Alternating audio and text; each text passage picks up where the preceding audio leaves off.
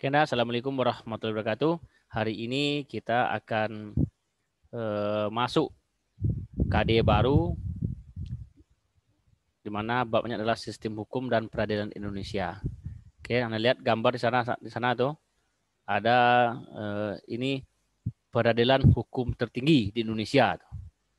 Kalau Montesquieu membagi kekuasaan itu atas tiga, yaitu ada legislatif, yudikatif, dan legislatif.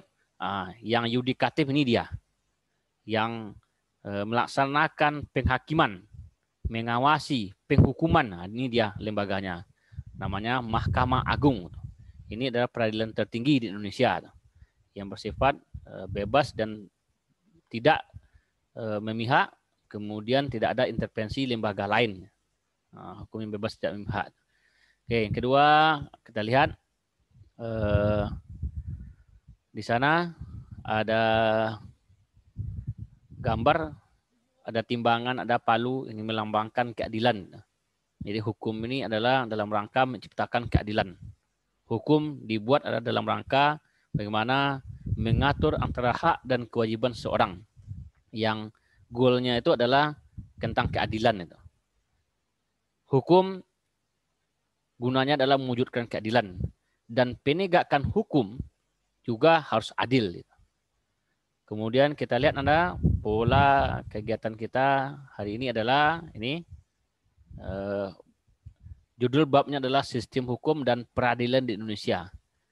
Sebelum lebih lanjut kita akan membahas tentang peradilannya, tentu kita lihat dulu hukumnya. Sistem hukumnya ada sistemnya, hukum, tujuan hukum itu apa, sumber hukum, ada sumber hukum formal, ada material. Sumber hukum formal itu undang-undang, ada kebiasaan atau konvensi, ada jurisprudensi, ada traktat, ada doktrin itu. Kemudian penggolongan hukum itu ada menurut wujudnya, ruang, waktu, pribadi, isi, tugas, dan fungsi. Kemudian peradilan Indonesia itu ada peradilan umum, peradilan agama, militer, tata usaha negara, dan Mahkamah Konstitusi. Ini diatur dalam pasal 24 Undang-Undang Dasar Negara Republik Indonesia tahun 45. Dikatakan kekuasaan kehakiman itu dilaksanakan oleh Mahkamah Agung dan peradilan di bawahnya dalam lingkup peradilan umum, agama, militer, tata usaha negara, dan sebuah Mahkamah Konstitusi. Jelas secara eksplisit dijelaskan dalam ketentuan Undang-Undang Dasar Negara Indonesia. Karena sebelum kita lihat dulu kompetensi dasar kita hari ini Nanda. Ini KI apanya? Ini KI sikapnya, sikap spiritual, mensyukuri nilai-nilai dalam sistem hukum dan peradilan Indonesia. Kemudian KI sosialnya menunjukkan sikap disiplin terhadap aturan sebagai cerminan sikap hukum dan peradilan Indonesia. Kemudian mendeskripsikan, ini pengetahuannya nih, sistem hukum dan peradilan di Indonesia sesuai dengan Undang-Undang Dasar Negara Republik Indonesia tahun 45. Kemudian keterampilannya, di keterampilan Anda adalah Anda mampu menyaji hasil penalaran tentang sistem hukum dan peradilan di Indonesia sesuai dengan Undang-Undang Dasar Negara Republik Indonesia tahun 45. Oke, sedangkan indikator atau materi kita hari ini adalah Anda mampu mendeskripsikan tentang pengertian hukum dan unsur-unsur hukum. Unsur-unsur hukum. Oke, Anda kita lihat yang pertama pengertian hukum. Ini beberapa ahli mengatakan ada E. Meyer, ada Utrecht, ada S. Amin SH.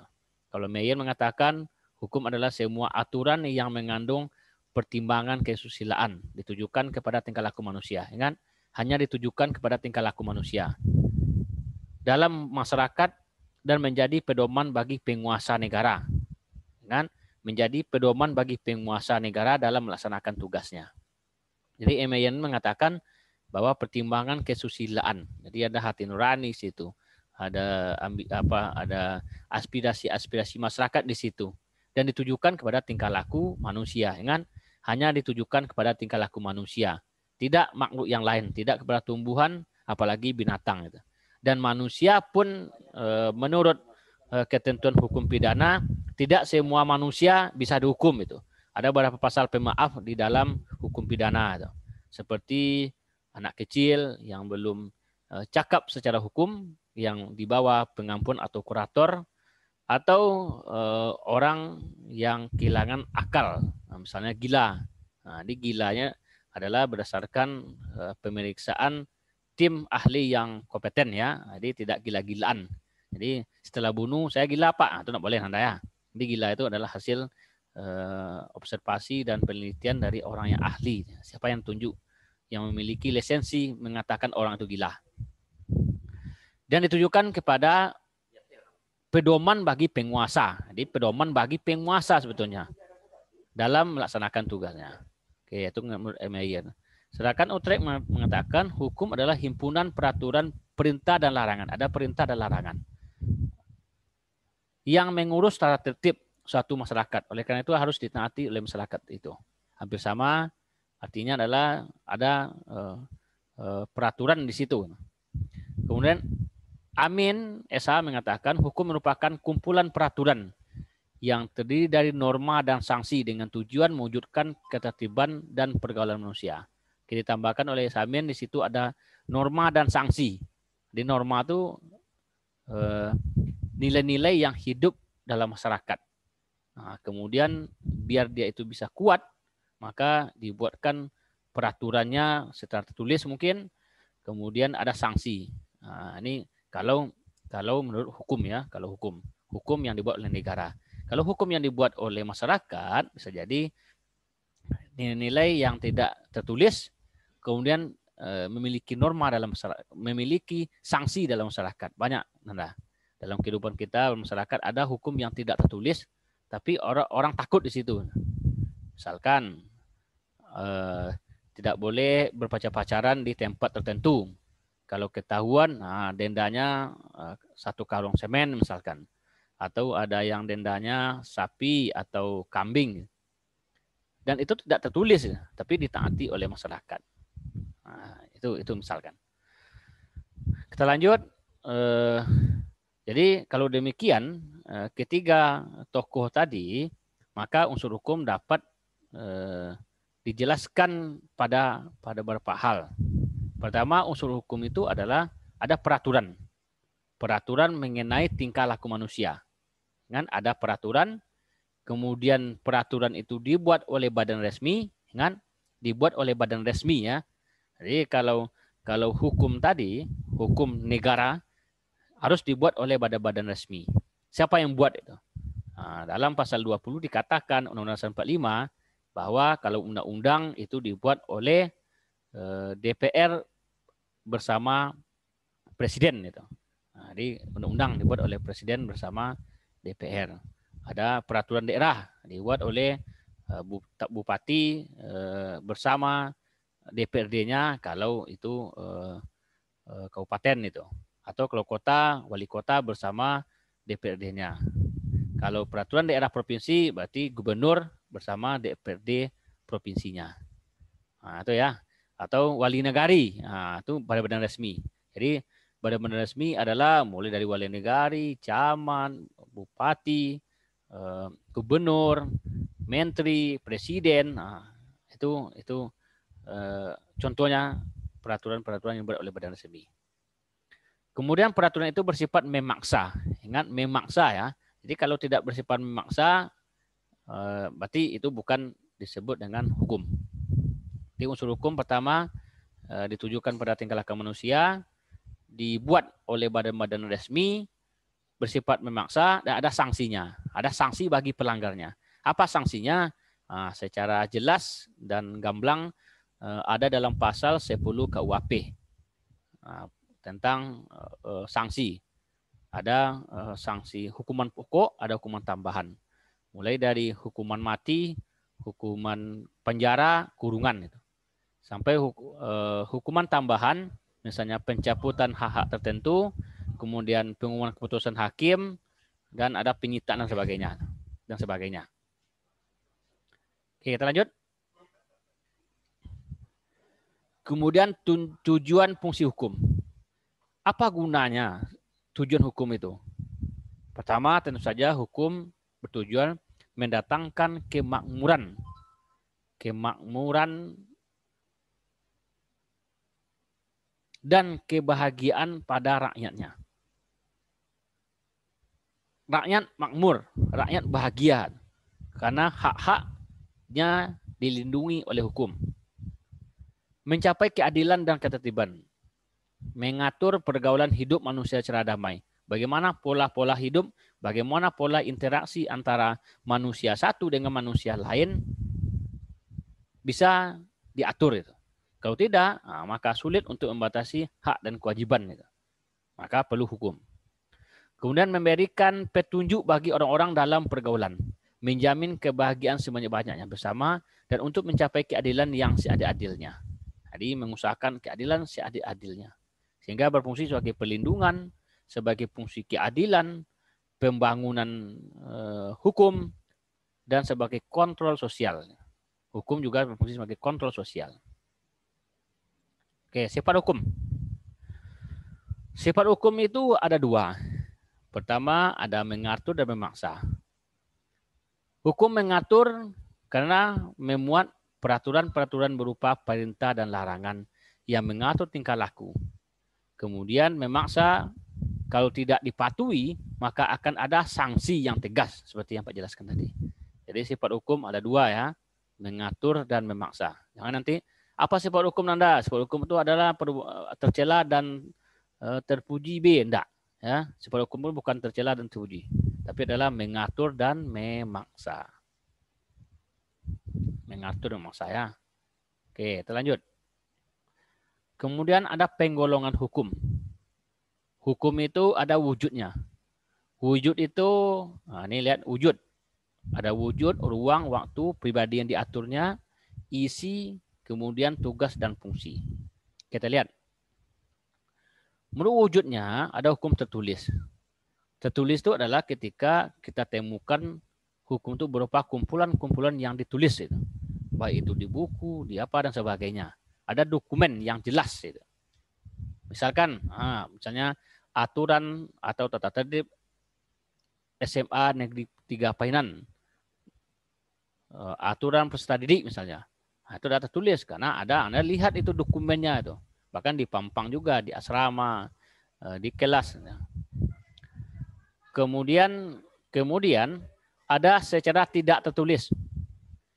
Tidak tertulis itu, ini yang Pak bilang tadi adalah hukum yang hidup dalam masyarakat. Norma-norma yang hidup dalam masyarakat. Tidak tertulis, tapi sebuah kebiasaan itu. Disebut dengan hukum konvensi tadi. Tidak tertulis. Misalkan Pak bilang tadi itu. Yang kedua ada ruang. Ruang yang diaturnya. Ada hukum lokal, hukum yang berlaku di daerah saja. Misalnya hukum yang berlaku di pesisir selatan tidak akan sama dengan hukum yang berlaku di Padang misalkan. Hukum yang berlaku di Lengayang tidak sama dengan hukum yang berlaku di Bayang misalnya. Itu hukum lokal. Atau hukum yang berlaku di negara Indonesia tidak sama dengan hukum yang berlaku di Provinsi Padang, Provinsi Sumatera Barat, ibu kota Padang, tidak sama dengan hukum yang berlaku di Bali atau Denpasar misalnya. Yang kedua ada hukum nasional. Hukum nasional hukum yang berlaku di negara tertentu. Misalnya hukum Indonesia, hukum Malaysia. Hukum internasional, hukum yang mengatur berbagai negara. Misalnya konvenan hak sipil politik misalnya. Atau deklarasi HAM misalnya. Atau beberapa peraturan yang dibuat oleh PBB. Atau hukum internasional. Atau hukum laut internasional di konvensi tentang laut misalnya. Kemudian ada menurut waktunya. Waktunya itu adalah ada ius constitutum, ada ius constituendum, dan ada hukum antar waktu. Ius constitutum adalah hukum yang berlaku sekarang. Jadi apa produk hukum yang berlaku sekarang itu adalah disebut dengan ius constitutum atau disebut juga dengan hukum positif. Ya, hukum yang berlaku hari ini. Apapun bentuk, kalau berlaku di hari ini berarti dia sebut dengan ius constitutum.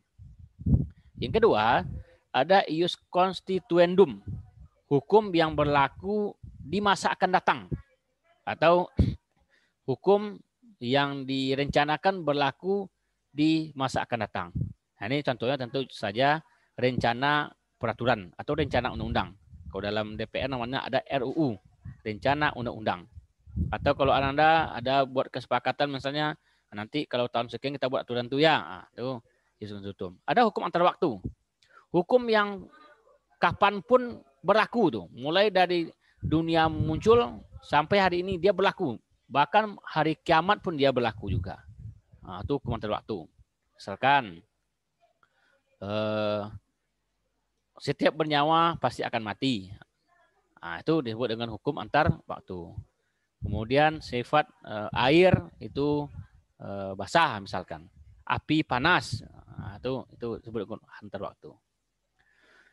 Kemudian ada pribadi yang diaturnya, ada hukum satu golongan, misalkan hukum yang mengatur tentang guru, undang-undang guru, itu hanya berlaku, hukum berlaku hanya untuk satu golongan, atau untuk TNI atau untuk Polri. Kemudian ada hukum untuk semua, jadi semua golongan diatur, nah, untuk semuanya tanpa terkecuali itu. Ada hukum antar golongan, bagaimana hubungan antara golongan satu dengan golongan lain. Kemudian menurut isinya, ada hukum publik dan ada hukum privat. Ya. Hukum publik dan hukum privat atau perdata. Hukum publik adalah hukum yang mengatur bagaimana hubungan antara negara dengan pribadi. Ya. Bagaimana hubungan mengatur antara, tunggu Anda, ada Pak Salim Anda? Tanda ya.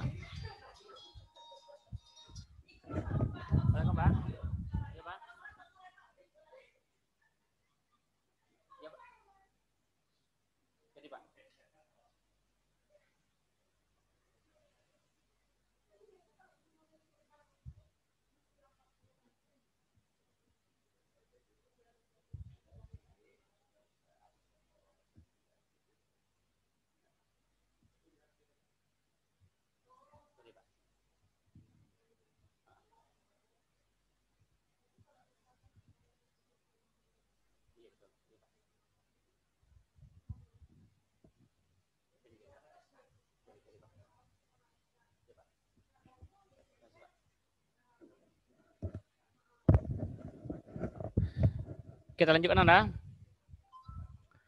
Isinya hukum publik, hukum yang mengatur kepentingan umum ya. Nah, sedangkan hukum privat, hukum yang mengatur antara orang satu dengan orang lain. Nah, kalau antara orang satu dengan orang lain itu disebut dengan hukum perdata atau privat. Kalau menyangkut kepentingan umum maka disebut dengan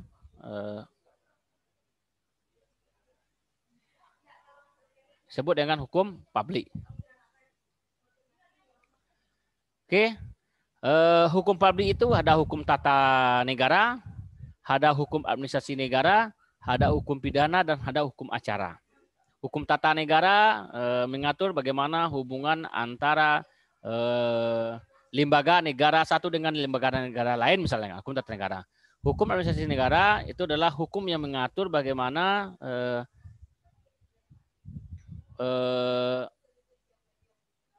kebijakan-kebijakan yang dibuat oleh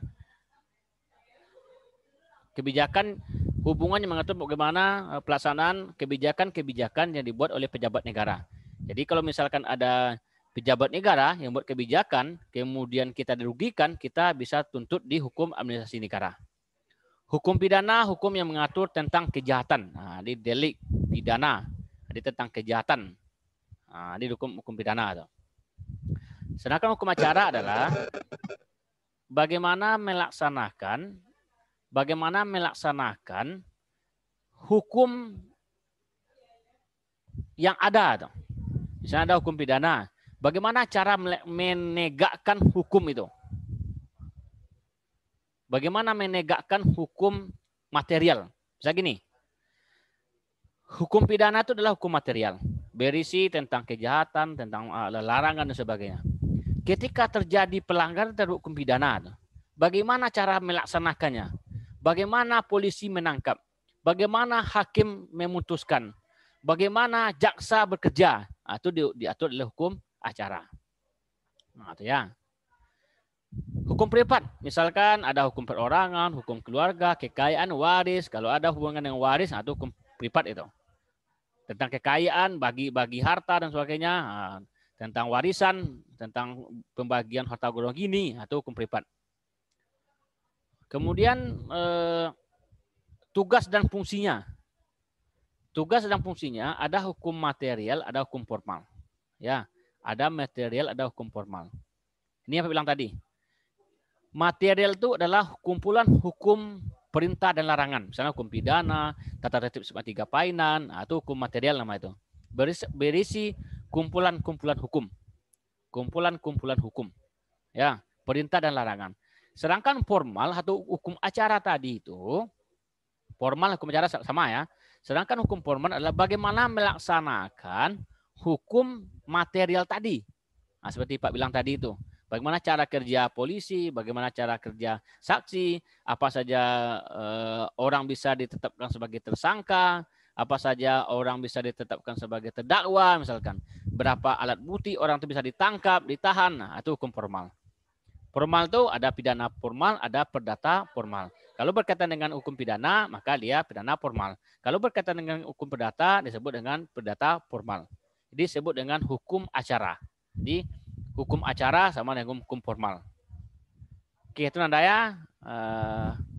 Oke Nanda, barangkali itu pertemuan kita hari ini. Terima kasih atas perhatiannya. Mudah-mudahan ini memberikan penguatan sama kita.